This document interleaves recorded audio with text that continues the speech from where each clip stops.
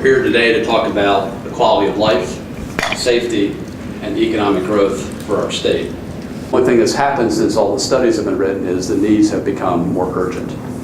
And like most big problems, they don't get better with time. We're here today as a broad-based coalition of associations, chambers of commerce, businesses, and business organizations to suggest that 2015 needs to be a year of action, where North Carolina elected leaders make a decisive long-term commitment to securing our state's future. For the organized business community that we represent, this is a priority as the North Carolina General Assembly long session kicks off today. July 1, in this state, North Carolina will face its own fiscal cliff style problem. It has immediate implications for our state as the decline in gas tax revenues, which are dedicated to road funding, will be diminished. Over 10 years, this is about a $5 billion problem.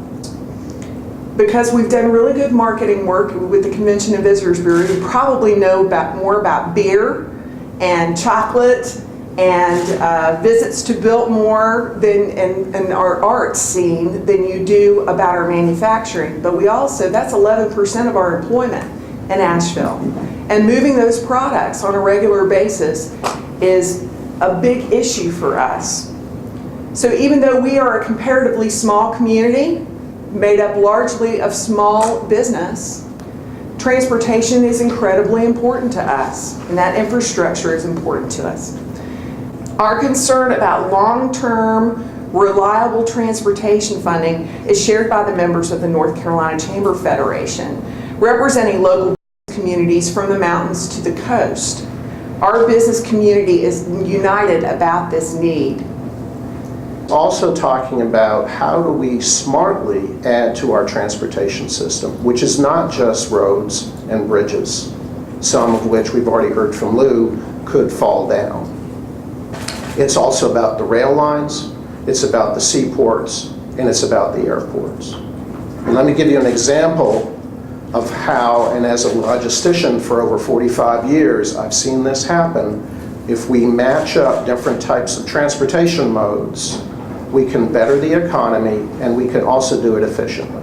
I hope that the legislature, as they grapple with all of these problems of we've got a lot of needs and not a lot of money, will start looking at other innovative ways to mesh different types of transportation modes so that we can have the goods that we need, so that people can have the jobs that they need, and so that we can prosper throughout North Carolina. Country.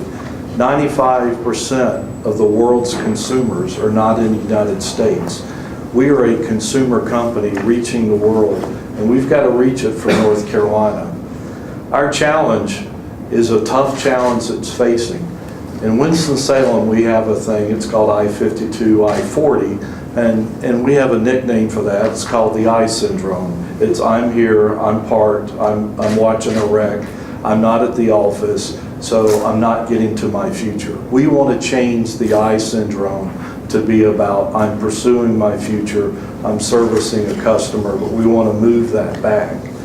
Walt Disney often said, if you don't like your future, change it. That's what the Chamber's doing today.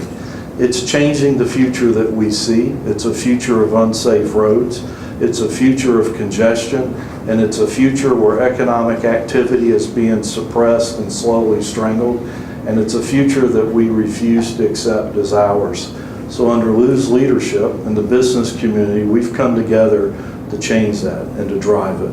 With the status quo transportation funding, North Carolina will not be able to maintain and improve the safety and efficiency of the state's transportation network. This is a huge red flag to the existing North Carolina businesses, manufacturers, and industry, and it's a deterrent for any potential recruiting that the state has.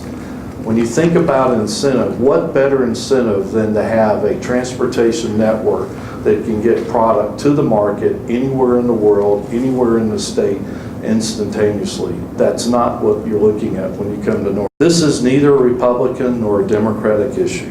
This is our issue. This is our community's issue, and this is why the Chamber and the business community are standing forward on this. This is about a future for our families, for our employees, our customers, and shareholders. It's important to note, most states aren't waiting for Washington to take action, and they actually aren't waiting for us either. So as other states take control of their competitive future, we need to be one of the leading states doing the same thing. The big issues that need tackled always happen when the business community steps up and is organized. That day is today.